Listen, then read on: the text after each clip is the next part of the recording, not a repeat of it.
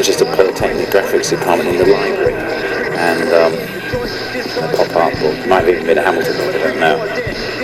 I became aware what influence it had been on me a long time later, like 25 years later. I saw it that day and realised how much it had influenced my own work. What distinguished this for me from other pop art works was that I didn't see any irony in it. You know, I was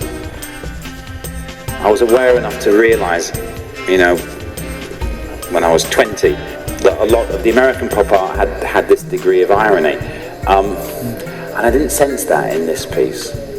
I sensed it more as an acknowledgement through fine art of the applied arts, and I sensed that Hamilton was, in a way, acknowledging the design quality of Dieter Ramsey's original, the toaster itself, and in a way celebrating that as an everyday object that was kind of fulfilling the principles, the idealism of modernism in a real everyday functional item. And then it was the presentation of that in the kind of context of a catalogue with a text that was very much the text you'd find in a product catalogue, and I believe this is actually, the text is very much a kind of artistic working with the original product text. And so it was product design, and it was obviously photography, and it was typography, and it was in a way the kind of graphic work. This use of foil here, I mean, this day when I saw it in 2000, I was shocked. I was shocked for myself that it's so much like the use of materials that I attempted at Factory Records. Is exactly the kind of thing I would have attempted to do on a poster for Factory, and the whole kind of sensibility of it. I was shocked when I saw it in 2000, because it's kind of like a blueprint for my own work.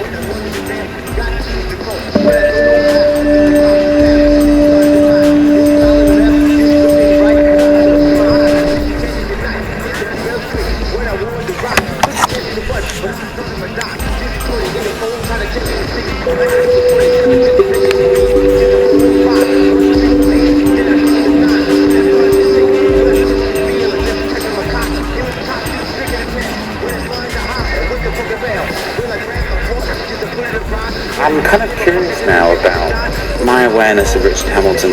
I mean, it is work that I know from the early 70s. I was aware of pop. I mean, pop was as a teenager growing up in Manchester, it was an aesthetic which I could understand. And so I would look at pop books. I read enough to kind of understand Richard Hamilton's place as perhaps the godfather of pop. And I remember particularly in a book seeing Hamilton's definition of pop and the 10 or 11 kind of criteria: sexy, mass-produced, disposable, big business, glamorous. That made a very big impression. This particular work by Hamilton, this is the toaster. It's a screen print, litho print. It has a foil applied. I knew it first probably round about 75. I saw it in a book, Manchester Polytechnic graphics department in the library, and a pop art book. It might have even been a Hamilton book, I don't know. I became aware what influence it had been on me a long time later, like 25 years later. I saw it that day and realised how much it had influenced my own work. What distinguished this for me from other pop art works was that I didn't see any irony in it. You know, I was